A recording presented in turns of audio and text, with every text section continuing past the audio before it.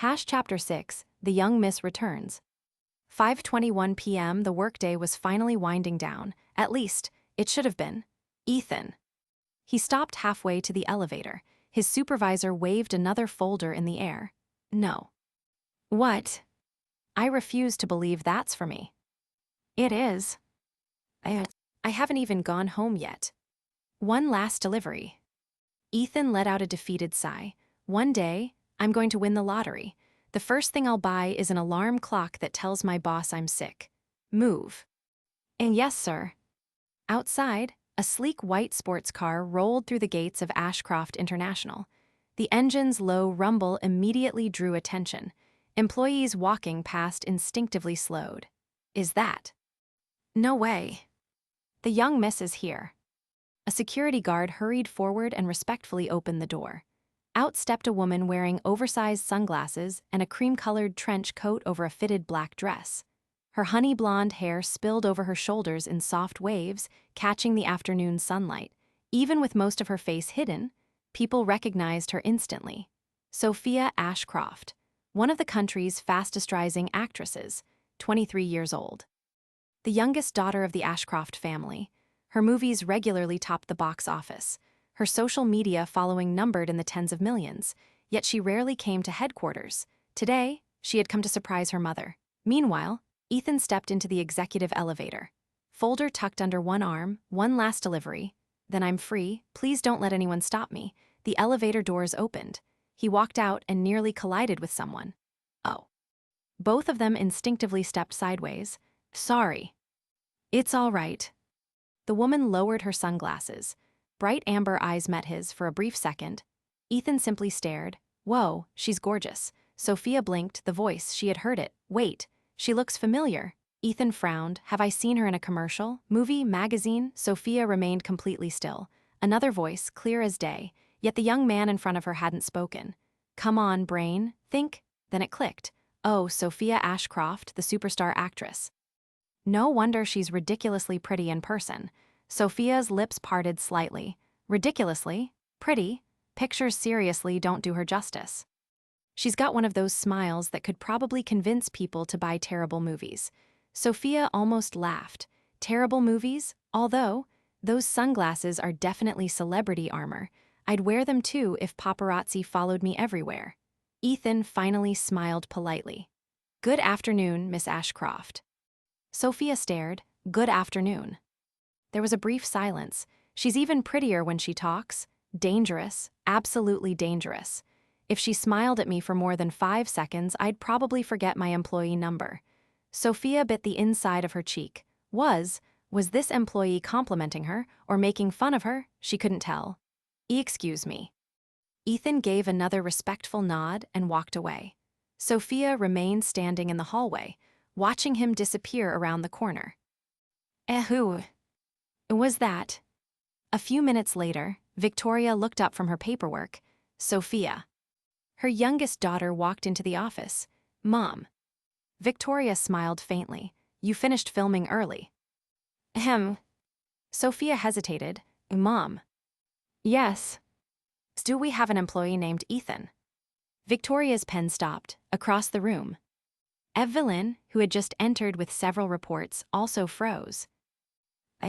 Victoria slowly looked toward Evelyn. Evelyn looked back. Neither said a word. Sophia frowned. What's wrong? Victoria calmly closed the file in front of her. Why do you ask? Sophia hesitated. I heard his thoughts. Silence, a very long silence. You too. Sophia blinked. What do you mean? You too. For the first time since this impossible phenomenon had begun, the three women realized something shocking. It wasn't happening to just one of them. All three members of the Ashcroft family could hear Ethan Vale's inner voice, and Ethan himself was still completely unaware that every honest, embarrassing, and occasionally mischievous thought in his head had an audience. Chapter 7, The First Crack in Fate. Tuesday, 8:12 a.m. the next morning, Ethan walked through the revolving doors of Ashcroft International with a cup of convenience store coffee in one hand and a bagel in the other. He yawned. Another day, still no explanation for yesterday. Maybe I'm just overworked. He had spent the entire evening trying to convince himself the previous day had simply been unusually vivid. The unfamiliar apartment, the strange memories, the company, the Ashcroft family, everything. Yet, when he woke up this morning, nothing had changed. Guess I'm Ethan Vale now. He scratched the back of his head. Could be worse. At least I still have internet. General affairs was already in chaos. Ethan. Morning, Chief. His supervisor tossed a clipboard onto his desk. You're accompanying the executive office today. And the whole day. Don't get excited. You're only there in case they need errands run. So, I'm still the office delivery guy. Exactly. I appreciate the honesty. 40 minutes later, Ethan found himself sitting at a small desk outside the executive conference room, not inside, outside. His job consisted of exactly 3 things: bring coffee, make copies, answer the phone if the receptionist stepped away. Wow, the peak of my professional career. The conference room door opened. Victoria Ashcroft walked in first. She wore a charcoal business suit that was elegant without being flashy. Every executive immediately stood. Chairwoman. She acknowledged them with a small nod. Not a smile, not a greeting, just enough to command the room. Behind her, Evelyn entered carrying a tablet. Unlike her mother, she didn't even glance around the room. They really do look like they came straight out of a luxury magazine.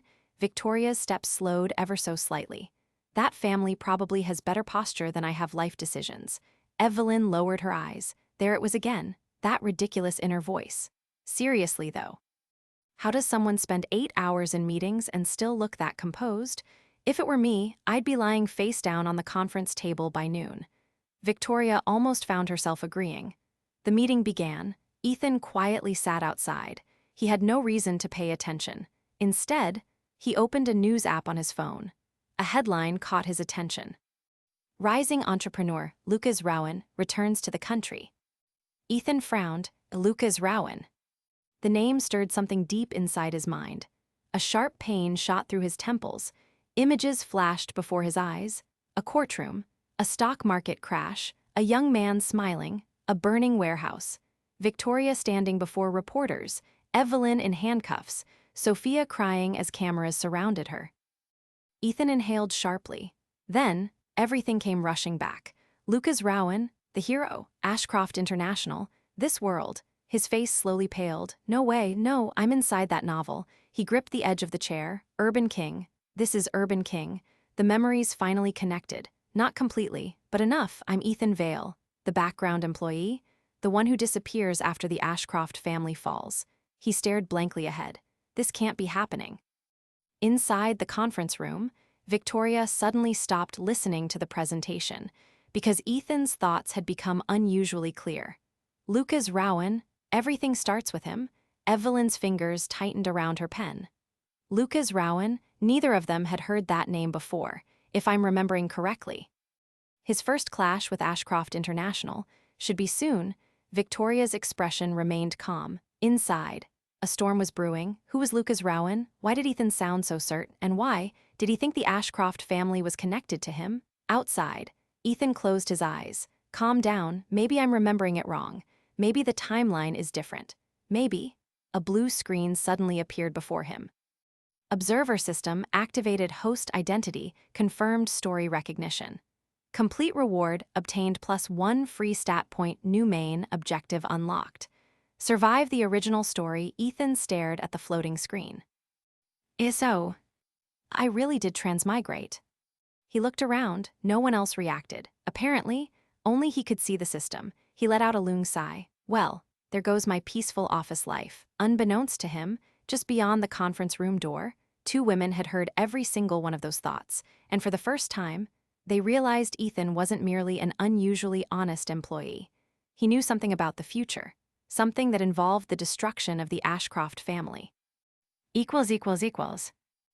Chapter 8, An Impossible Prediction. The conference room doors finally opened. Executives filed out one after another, each carrying a thick stack of documents. Some looked relieved, others looked exhausted.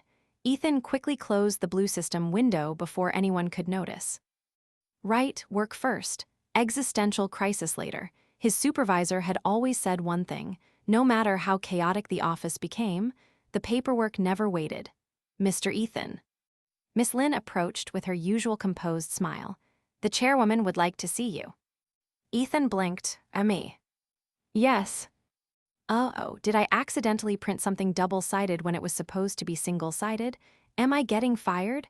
Miss Lynn almost smiled. This employee, his imagination was surprisingly active. She pushed open the office door. The chairwoman, Mr. Ethan. Victoria Ashcroft sat behind her desk. The morning sunlight poured through the floor-to-ceiling windows, giving the office a warm glow that contrasted sharply with her cool demeanor. She closed the folder in front of her. Sit. Ethan looked behind him. Me. Victoria simply looked at him. Yes. Oh.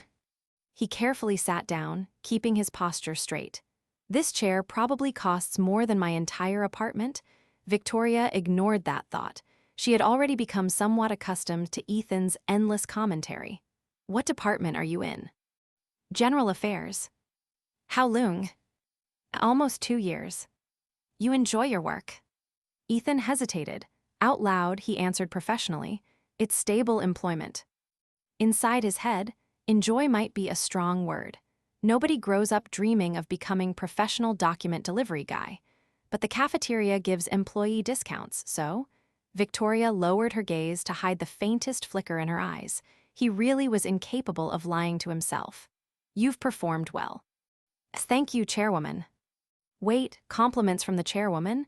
Is this where she gives me 3 times the workload? Victoria almost sighed. She was beginning to understand Ethan. Whenever something good happened, he immediately expected something worse. After a brief silence, she spoke again. I have another task. I knew it. Ethan maintained a polite smile. What would you like me to do? Deliver these documents to Sterling Group. His expression brightened. Oh. That's all. Victoria nodded. The meeting begins in 40 minutes. I'll leave immediately. As Ethan accepted the folder, his eyes briefly landed on the company logo. Sterling Group, something stirred inside his mind. Fragments of the original novel surfaced. Sterling, wait. His footsteps stopped. Wasn't today? Another memory became clearer. A business meeting, a parking garage, a speeding truck, someone almost getting killed. His eyes widened. No, that's today, the first assassination attempt. The target was, he couldn't remember. His head throbbed. Who was it, Victoria? No. Evelyn, no. Damn it. I'm forgetting the most important part. Victoria's fingers froze. Assassination, her calm expression never changed. Across the room, Evelyn, who had entered moments earlier with several reports, quietly stopped walking. She had heard it too. Someone was almost killed. Who? Ethan frowned, trying to force the memory back. Think, come on. Then, right, it wasn't the meeting. It happened in the underground parking garage before the meeting. Someone cut the brake line. His heartbeat quickened. I don't remember whose car it was, but someone was supposed to die. Silence filled the office. Victoria and Evelyn exchanged a glance. Neither believed in psychics. Neither believed in fortune tellers. But Ethan had already predicted the printer breaking yesterday. Now, he was talking about an assassination attempt. Victoria calmly picked up her phone. Mr. Hahn. Yes, chairwoman. I want security to perform a complete inspection of every executive vehicle before anyone leaves headquarters. There was a brief pause. Understood. She ended the call. Ethan looked up. Chairwoman. Victoria met his eyes. The inspection will only take a few minutes. Ethan nodded. Safety first. Makes sense. Rich people probably have to deal with crazy people all the time. He stood. If there's nothing else, I'll deliver these documents. You may go. As the door closed behind him, Evelyn spoke for the first time. Mother. Victoria folded her hands. I know. Do you believe him? I don't know what I believe. She looked toward the closed office door. But if an inspection costs us 10 minutes and prevents even the slightest possibility. She left the sentence unfinished. For the first time in years, Victoria Ashcroft chose to act on the impossible words of an ordinary employee from General Affairs. Neither woman realized that this tiny decision was the first true crack in the original novel's predetermined fate. Chapter 9, The Break Line. Ethan left the executive office with the folder tucked carefully under one arm. His expression remained perfectly calm. Professional, ordinary, a model low-level employee. Inside, however, brake line. Why do I remember brake line but not whose car? He stepped into the elevator and pressed the button for the lobby. The doors closed. His reflection stared back at him from the polished metal wall. Black hair, gray eyes, cheap office suit, employee badge, General Affairs Division. Level 1 Administrative Support. The definition of background scenery. Ethan slowly exhaled. Okay, let's review. I transmigrated into Urban King. Ashcroft International is doomed.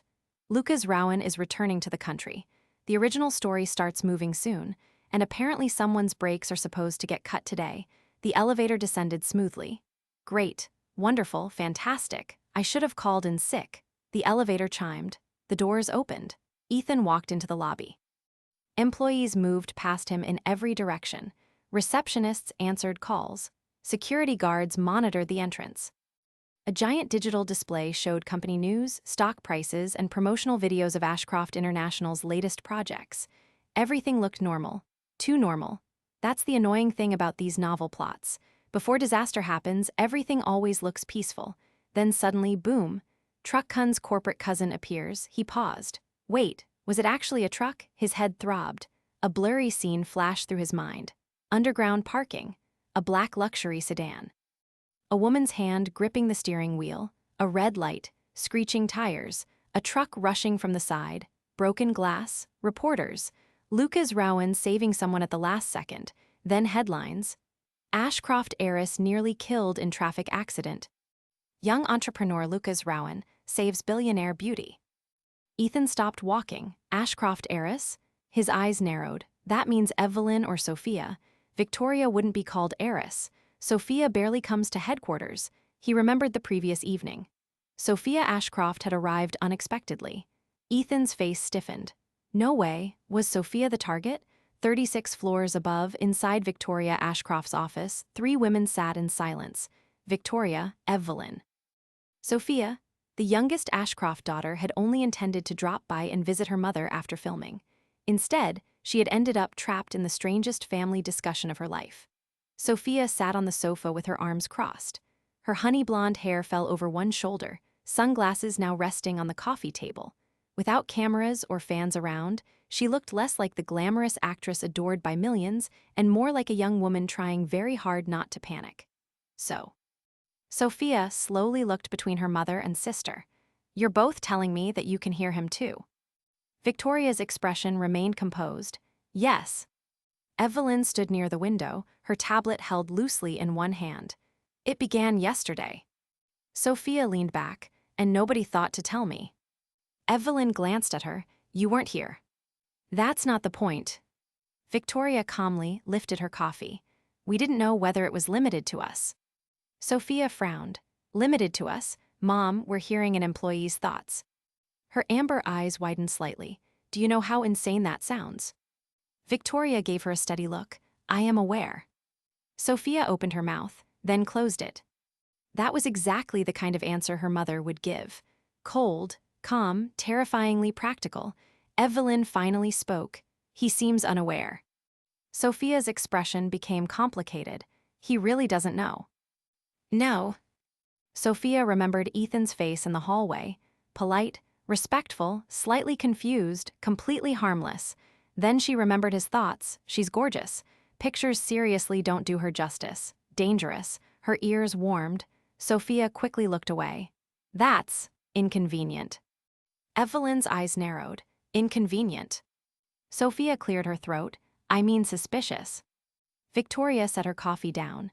The greater issue is not his personal thoughts. Sophia blinked. Then what is? Victoria looked toward the door Ethan had left through earlier. He mentioned Lucas Rowan. Evelyn's expression cooled. And an assassination attempt. Sophia sat upright. Assassination. Victoria nodded. Possible sabotage involving a brake line. Sophia stared at her. What? Before anyone could continue, Victoria's phone rang. She answered immediately. Report. A deep male voice came through. Chairwoman, this is Han from security. Victoria's eyes sharpened. Speak. We inspected all executive vehicles. A brief pause, then his tone grew heavier. We found signs of tampering on one car. The room went silent. Sophia's fingers tightened around the sofa cushion. Evelyn's gaze turned sharp. Victoria's voice remained steady. Which car? Another pause. Miss Sophia S. Sophia froze. For once, even her naturally lively expression disappeared completely. My car. Mr. Hahn continued. The brake line had been partially cut, not enough to fail immediately, but enough to rupture under pressure after driving for several minutes. The temperature in the office seemed to drop. Victoria's eyes became terrifyingly cold. Seal the parking level. Already done. Detain anyone who entered the area in the last 6 hours. Yes, Chairwoman. Preserve all surveillance footage. Yes. Victoria ended the call. No one spoke. Sophia looked down at her hands, her car, her brakes. If Ethan hadn't thought about it, if her mother hadn't ordered the inspection, she would have driven away later that evening. Maybe alone, maybe toward her next filming location, maybe toward the same staged accident Ethan had somehow remembered. Her lips parted slightly. Hey. She swallowed. He was right. Evelyn's expression remained cold, but her fingers had tightened around her tablet. Victoria stood. The gentle elegance she usually carried was gone. In its place was the chairwoman of Ashcroft International. The iron rose. Evelyn. Yes. Cancel all non-essential meetings. Understood. Sophia. Sophia looked up. You are not leaving without security. For once, Sophia didn't argue. Okay. Victoria turned toward the window overlooking the city. Her voice was quiet. Someone tried to kill my daughter. Neither Evelyn nor Sophia spoke. Victoria's eyes were calm, too calm, and an ordinary employee knew before it happened. Meanwhile, Ethan had made it to the underground parking garage. He looked around cautiously. Security guards were everywhere. Black-suited personnel moved with purpose, blocking exits and checking vehicles. Ethan slowed down. Oh, they're actually inspecting the cars. Good, very good. Then he saw several guards surrounding a white sports car. Sophia's white sports car. His stomach sank. Damn, it really was Sophia. A cold feeling ran down his spine. Until that moment, part of him had still hoped he was overreacting. Maybe the memories were wrong. Maybe the timeline had changed. Maybe the story wouldn't follow the original plot so tightly. But now, the car was real, the sabotage was real, and Sophia Ashcroft had nearly died. So this really is the original plot. In the novel, Lucas saved her during the crash. That was the first event where Sophia started seeing him differently. A classic hero rescue scene, near-death danger, strong arms, slow-motion eye contact. The author milked that scene for 3 whole chapters. Ethan's face twitched. Honestly, kind of shameless. But readers ate it up. He sighed. Except now the accident never happens. Which means Lucas loses his first big chance to get close to Sophia. A blue screen suddenly appeared. # fate event altered. Original event. Hero saves Sophia Ashcroft from staged accident. Status. Prevented. Impact. Minor fate deviation. Reward. +2 free stat points. Ethan stared at the screen. He quickly looked around. No one reacted, only he could see it. Stat points, another screen appeared. # current status. Name, Ethan Vale level, 1 strength, 5 agility, 5 constitution, 5 intelligence, 8 perception, 8 charm, 6 luck, 4 spirit, 7 free stat points, 3 Ethan's eyes lit up slightly. Wait, so if I change plot events I get stronger? He looked at the numbers again. This might actually be useful. For a brief moment, he imagined himself becoming powerful enough to punch plot armor in the face. Then reality returned. He was still a low-level general affairs employee standing in an underground parking garage holding documents. Let's not get ahead of ourselves. I currently have the combat ability of a sleep-deprived office worker. Maybe allocate points later. He dismissed the screen, then immediately regretted it. Actually, can I reopen that? The screen appeared again. And nice. He thought for a moment. Strength sounded useful. Agility sounded useful. Constitution sounded very useful if people were going to start cutting brake lines, but there was one stat that felt most important right now. Perception. If he could notice danger earlier, maybe he wouldn't die as easily. He mentally selected it. Allocate 2 stat points to perception. Yes, no, yes. Perception increased. 8 right arrow, 10 free stat points remaining, 1 for a moment, nothing happened. Then the world sharpened. Not dramatically, not like a superhero movie, but enough that Ethan noticed things he normally wouldn't. The faint smell of oil, the quiet murmur of security radios, a guard's hand resting near his earpiece. The way 2 employees at the far end of the garage were whispering too nervously. Ethan frowned. Those 2. Why do they look like students who didn't study for the exam? One of the employees glanced toward the sealed parking exit, then toward Sophia's car, then lowered his head. Ethan's eyes narrowed. Suspicious, very suspicious. He didn't move closer. He wasn't stupid. Background characters who acted brave died quickly. Instead, he turned and walked toward the nearest security guard. "Excuse me." The guard looked at him. "Yes." Ethan kept his voice casual. "I'm from General Affairs. I'm supposed to deliver these to Sterling Group, but the exit is blocked." The guard nodded. "Temporary security inspection." "I see." Ethan lowered his voice slightly. "Also, I'm not sure if it matters, but those 2 employees near Pillar B7 keep looking at the white sports car." The guard's expression changed subtly. "Which 2?" Ethan gestured without pointing too obviously. "There." The guard immediately spoke into his radio. Within seconds, 2 other guards moved. The suspicious employees noticed. Their faces changed.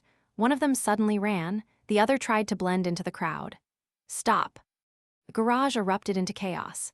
Ethan quietly stepped backward. "Yep, definitely suspicious." "Good job, perception." One guard tackled the runner near the exit. The other employee was grabbed before he could reach the elevator. Ethan watched from a safe distance. "See, this is why background characters should report things to security. Let trained people handle trained people problems." His phone buzzed, a message from his supervisor. "Where are you? Sterling Group is waiting." Ethan looked at the chaos around him. Then at the message, then at the sealed garage. Of course. Attempted assassination happening downstairs, but my boss still cares about delivery timing. Truly, capitalism is undefeated. Upstairs, Victoria received the second call within 5 minutes. "Chairwoman." "What happened?" One suspect attempted to flee, another was detained. Victoria's gaze darkened. "Suspects?" "Yes." A General Affairs employee noticed them acting strangely and informed security. Victoria already knew the answer before she asked. "Which employee?" "Ethan Vale." Sophia looked up immediately. Evelyn's expression shifted. Victoria was silent for several seconds. Then she said calmly, "Bring him upstairs after the situation is secured." "Yes, Chairwoman." She ended the call. Sophia slowly leaned back against the sofa. He noticed the car. Evelyn corrected her. He noticed the people watching the car. Sophia looked toward her sister. "That's not normal." "No." Victoria's fingers rested lightly against the desk. Her expression was unreadable. To the outside world, Ethan Vale was a low-ranking employee, a courier, a background figure, someone who brought coffee and delivered documents. Yet in less than 2 days, he had predicted danger, changed an event before it happened, and helped catch 2 possible conspirators. Victoria looked toward the closed office door. For the first time, the cold matriarch of the Ashcroft family felt something other than suspicion toward the strange employee. Not trust, not yet, but interest. Deep, dangerous interest. Downstairs, Ethan finally received permission to leave through a side exit. A security guard personally escorted him out. "Sorry for the delay." "No problem." Ethan smiled politely. "Please don't ask me questions. Please don't ask me questions. I am just a humble office worker." The guard glanced at him. "You have sharp eyes." Ethan laughed lightly. "Not really, they were just acting weird. And I just spent 2 stat points on perception, but explaining that would probably get me sent to a hospital." He stepped into the company car assigned for errands. The Sterling Group documents were still beside him. He started the engine. Before pulling away, he glanced once more at the massive Ashcroft headquarters. Sophia survived. The original event changed. Lucas won't get his rescue scene. He tapped his fingers against the steering wheel. This might cause a butterfly effect. But honestly, he remembered the image of Sophia crying under flashing cameras in the original novel. The way the author had used her suffering only to make Lucas look good. Ethan's expression softened. Maybe that's not a bad thing. He drove out into the city. Behind him, inside the top floor of Ashcroft International, 3 women silently watched the security footage of him noticing the suspects. On the screen, Ethan looked ordinary, polite, cautious, unimpressive at first glance. Yet when danger appeared, he didn't play the hero. He didn't show off. He didn't rush forward recklessly. He simply noticed what others missed and quietly handed the problem to the right people. Sophia watched him on the monitor for a long time. Then she said quietly, "He really doesn't look like someone who saved me." Evelyn looked at her. "He didn't save you." Sophia frowned. Evelyn's gaze remained on the screen. "He prevented you from needing to be saved." Sophia went quiet. Victoria said nothing, but her eyes remained fixed on Ethan's figure until the footage ended. And somewhere far away, at the city airport, a young man named Lucas Rowan stepped off a private jet. He adjusted his cufflinks and smiled faintly at the skyline. Ashcroft International. His assistant followed behind him. "Mr. Rowan, your meeting with Sterling Group is confirmed." Lucas nodded. "Good."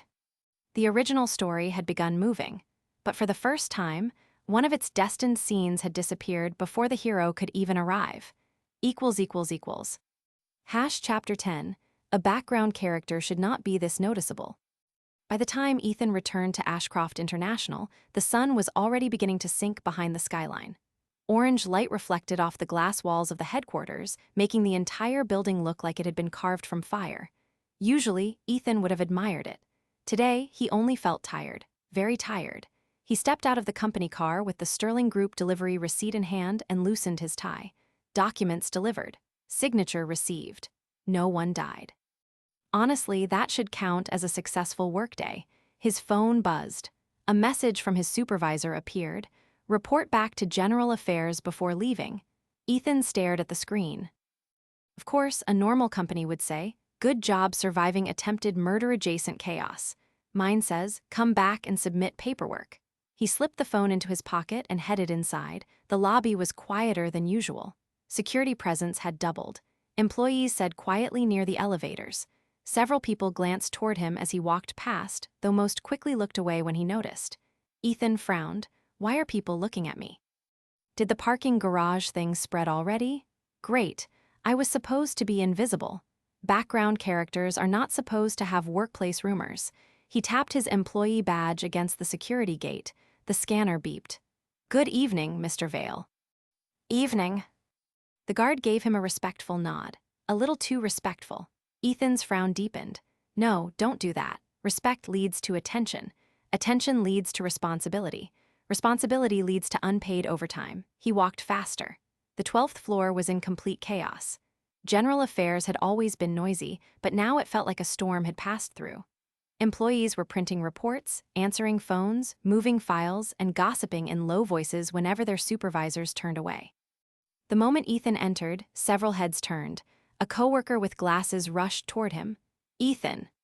Ethan held up one hand. "No." The coworker froze. "I didn't even say anything." "You had the face of someone about to ask questions." His coworker lowered his voice. "Is it true?" "Depends." "Did you really help security catch 2 suspects in the underground garage?" Ethan stared at him, then slowly looked around. More people were listening. He sighed. "I noticed 2 people acting weird." "That's it." His coworker's eyes widened. "That's not it. Do you know what people are saying?" "I really don't want to." "They're saying Miss Sophia's car was sabotaged." Ethan's expression remained calm. Inside, well, so much for confidentiality. His coworker leaned closer. "And you noticed the suspects before security did?" "I noticed nervous people." "That's amazing." "No, that's called being anxious in public." The coworker blinked. "What?" Ethan placed the Sterling delivery receipt on his supervisor's desk. "Nothing." His supervisor, Chief Park, looked up from a mountain of forms. "You're back." "Unfortunately." Chief Park pushed a form toward him. "Fill this out." Ethan looked down. Incident witness statement. He slowly looked back up. "I witnessed paperwork." "You reported suspicious employees during a security incident." "So yes." Chief Park adjusted his glasses. "Write exactly what happened." Ethan picked up a pen. "Exactly what happened." Sure.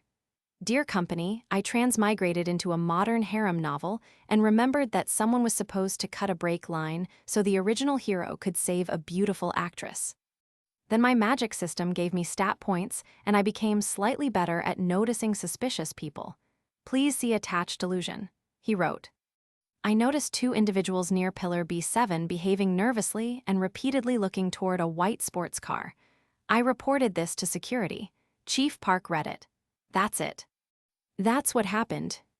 No heroic details. I am against heroism during office hours. Chief Park stared at him, then waved him away. Go home. Ethan nearly cried. Really? Yes. Chief Park. What? For the first time since I met you, you've said something beautiful. Leave before I change my mind. Yes, sir.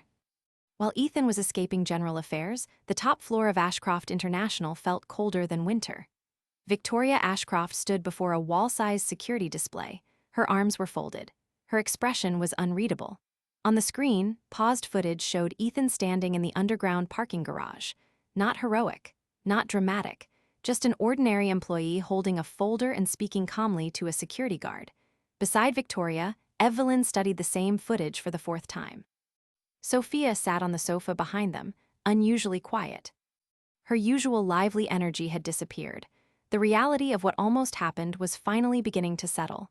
The cut break line, the staged accident, the white sports car she had driven so many times without a second thought. A few hours earlier, she had been teasing stylists on a film set. Now she was watching security footage of the man who had unknowingly prevented her death. Victoria spoke first. Replay it. Evelyn tapped the screen.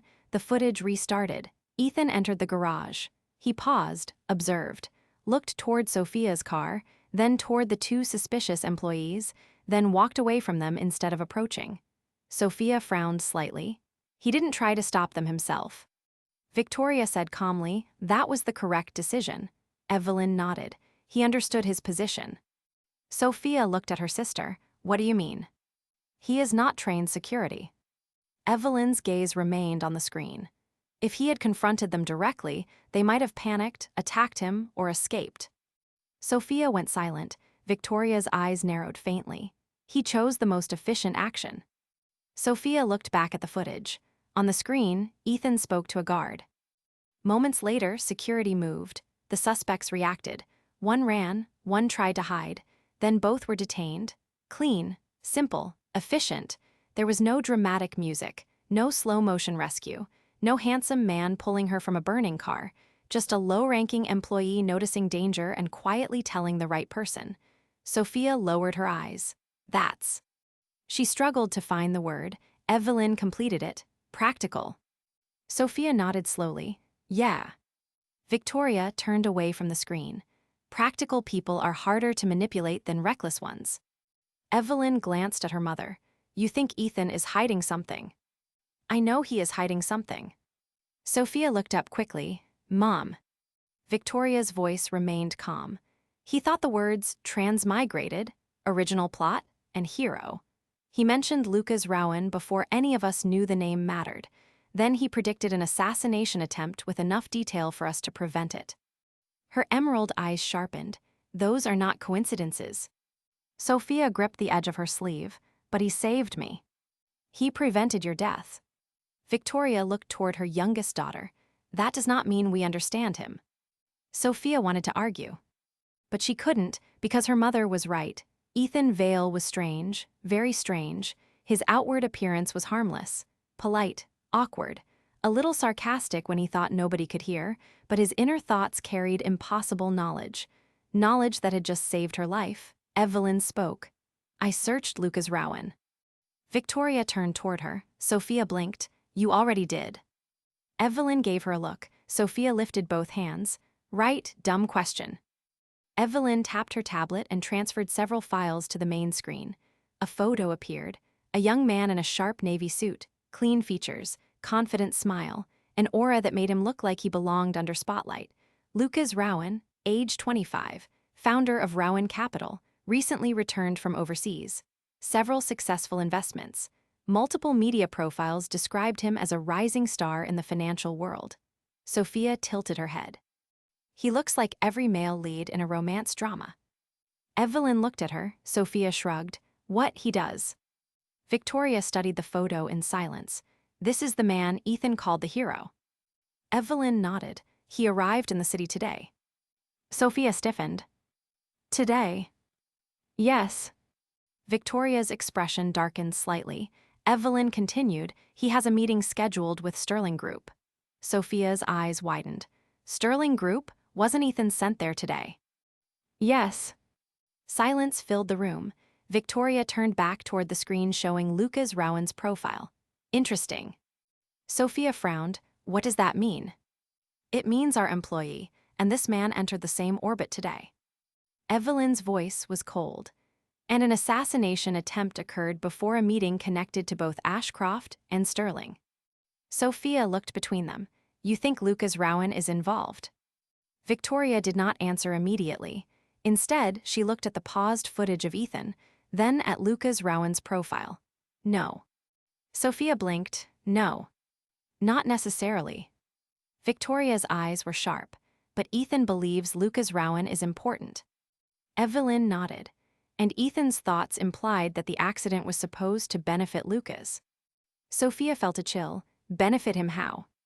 Victoria's gaze turned toward her. You tell me. Sophia imagined it, her car losing control. A crash, panic, cameras, someone saving her at the last possible moment. A handsome young entrepreneur pulling her out, reporters spinning the story, public admiration, a bond formed through danger. Her expression slowly changed. That's. She trailed off. Evelyn's voice was flat, a perfect media moment. Sophia's stomach twisted. For the first time, Ethan's thoughts from earlier returned to her. In the novel, Lucas saved her during the crash. That was the first event where Sophia started seeing him differently. A classic hero rescue scene, her hands slowly clenched. She had thought Ethan's mind was strange, embarrassing, funny, maybe even a little flattering. But now those words felt horrifying, because if Ethan was right, then her near-death had been nothing more than a stage for someone else's romantic entrance. Sophia's expression cooled. For once, she looked unmistakably like an Ashcroft. If that was true. Her voice was quiet. Then I was supposed to almost die just so I could fall for someone. No one answered. They didn't need to. Victoria walked to her desk. Evelyn. Yes. Put Lucas Rowan under discreet observation. Already arranged. Sophia looked at her sister again. You move scary fast. Evelyn's eyes remained on the screen. People move slowly when they expect the world to give them time. She paused. We were almost too slow today. Sophia went quiet. Victoria picked up the internal phone. Miss Lynn. Yes, Chairwoman. Has Ethan Vale left? One moment. A pause. He is currently on the 12th floor. Bring him upstairs. Sophia immediately sat straighter. Evelyn looked toward her mother. Victoria's tone remained calm. I want to speak with him. Ethan had almost reached the elevator. Freedom was close. He could practically taste instant noodles and a hot shower. Then someone called his name. Mr. Ethan. He turned. Miss Lynn stood behind him with her usual polite smile, the kind of smile that gave nothing away. The chairwoman would like to see you. Ethan stared, then slowly looked at the elevator. The doors opened. Several employees stepped out. The path to freedom disappeared. He looked back at Miss Lynn. Now. Yes. No. I submitted the witness form. I delivered the Sterling documents. I survived the day. Why does the final boss want to see me after work? Miss Lynn's smile twitched. Final boss? That was new. Out loud, Ethan said respectfully, of course. Inside. This is it. She knows. She absolutely knows. Maybe she found out I'm not the original Ethan. Can companies detect transmigration now? Does HR have a form for that? Miss Lynn lowered her gaze. She had not been told the full truth. But after working beside Victoria Ashcroft for years, she was good at noticing strange things. And Ethan Vale was becoming stranger by the hour. This way. Ethan followed her into the elevator. As it climbed, he stared at the glowing floor numbers. If I get fired, do I still die because of the system penalty? Or does it only count if I resign? Important legal distinction. Can I sue a system? The elevator chimed. Executive floor. Miss Lin led him down the silent hallway. Every step felt heavier. Finally, they reached Victoria's office. She knocked. "Chairwoman, Mr. Ethan is here." "Send him in." The door opened. Ethan stepped inside, then froze. Victoria sat behind her desk. Evelyn stood beside the window. Sophia sat on the sofa. All three Ashcroft women looked at him. The atmosphere was calm. Too calm. Oh, this is not a meeting. This is an interrogation with better furniture. Sophia's lips pressed together. Evelyn's eyebrow twitched faintly. Victoria folded her hands on the desk. "Ethan." He straightened immediately. "Yes, Chairwoman." "Sid." He carefully sat in the chair across from her. His posture was perfect. His face was polite. His mind was screaming, "Why are all three of them here? Did I accidentally offend the entire family? Wait, is this because I looked at Miss Sophia's car? No, that was safety-related. Probably. Maybe." Sophia watched him silently. This was the man who had prevented her accident. He looked nervous. Not guilty, not proud, just nervous. Like an employee called into the boss's office after accidentally using the wrong printer tray. Victoria spoke. "You reported suspicious individuals in the parking garage." "Yes, Chairwoman." "Why?" Ethan blinked. They were acting suspicious. Sophia nearly laughed despite herself. Victoria remained calm. What made them suspicious? Ethan thought carefully. They were watching Miss Sophia's car too closely. Sophia's fingers tightened. "How did you know it was my car?" Ethan looked at her, then immediately looked away. "It's recognizable. White luxury sports car. Celebrity arrival yesterday. Hard to miss. Also, it screams rich young actress with expensive taste." Sophia's eyes widened slightly. Evelyn looked away for half a second. Victoria's expression did not change. Sophia cleared her throat. "So you noticed them because they were watching my car?" "Yes." Victoria leaned back slightly. "And before that, I had already ordered security to inspect the vehicles." "Yes." "Do you know why I did that?" Ethan's heartbeat quickened. Careful, very careful. "No, Chairwoman." Victoria studied him. "Do you have any idea who might want to harm my daughter?" "No." That answer was true. He didn't know the mastermind. Not yet. The original novel had blamed a rival entertainment company at first, but later revealed it was connected to a deeper conspiracy targeting Ashcroft International, or at least, he thought so. His memories were still incomplete. "I remember the accident. I remember Lucas saving Sophia. I remember the media explosion. But the person behind it, was it Meridian Pictures? No, they were just scapegoats. There was someone else." Victoria's gaze sharpened. Meridian Pictures. Evelyn's fingers moved almost imperceptibly over her tablet. Sophia lowered her eyes. She recognized that name, a rival studio, one that had recently lost a major role to her. Victoria spoke again. "Ethan." "Yes." "Are you hiding something from me?" The room fell silent. Ethan's breath nearly stopped. "Yes, I'm hiding a lot. For example, I am not technically from this world. I know this family is supposed to be destroyed. I know Lucas Rowan is supposed to become the winner of the original story. I know Miss Sophia was supposed to almost die today so he could save her. And I know that if I say any of this out loud, I will be sent directly to a psychiatric hospital."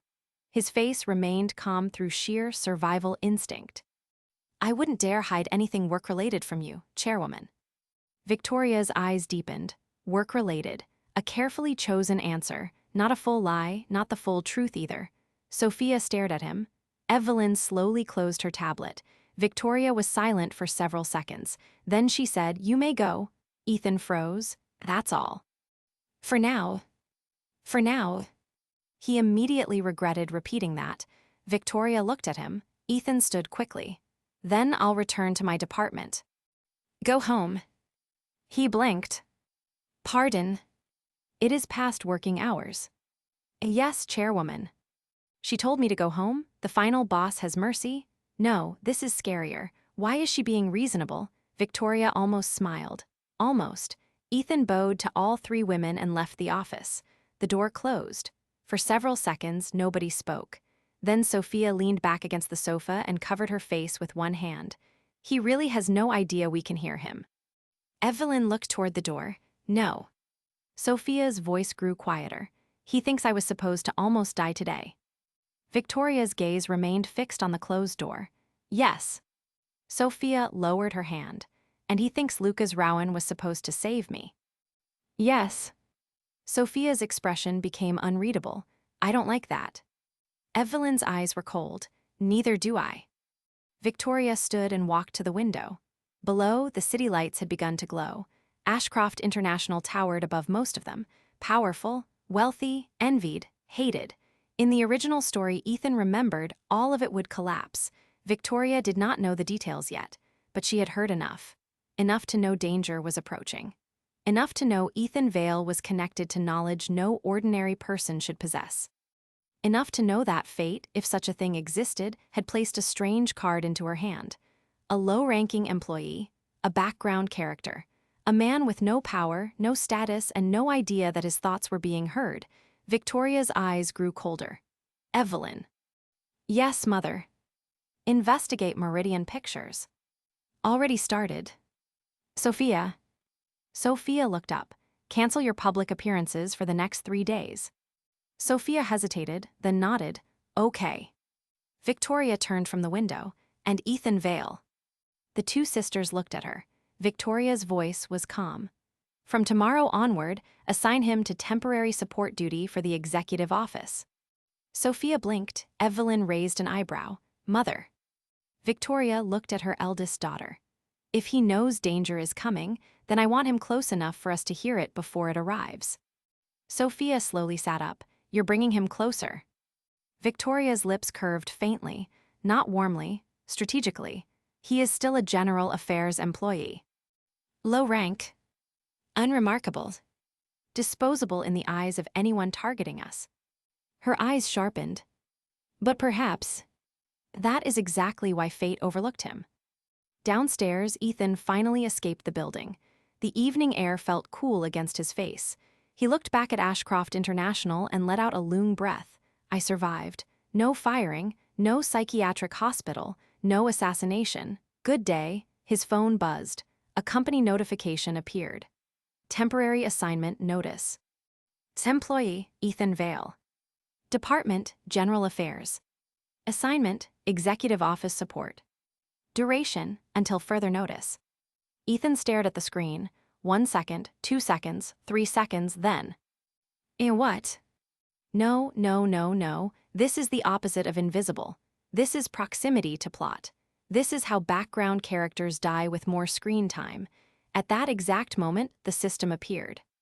# main quest updated. Remain near the Ashcroft family. Objective. Observe and survive upcoming fate deviations. Reward. Variable. Penalty for abandonment. Death. Ethan slowly looked up at the darkening sky. I hate this job. The system gave no reply. Somewhere across the city, Lucas Rowan sat inside a luxury hotel suite overlooking the same skyline. His assistant placed a tablet in front of him. Mr. Rowan, something unexpected happened. Lucas glanced down. What? The incident involving Sophia Ashcroft did not occur. Lucas's smile faded slightly. What do you mean? The vehicle never left the garage. Security discovered the sabotage before departure. Lucas tapped one finger against the armrest. The room fell silent. After a long moment, he smiled again, but this time the smile was colder. Interesting. He looked toward the distant tower of Ashcroft International. Someone interfered. The original hero had finally noticed that fate had shifted. And Ethan Vale, the background employee who only wanted to go home, had just become the first crack in his perfect story.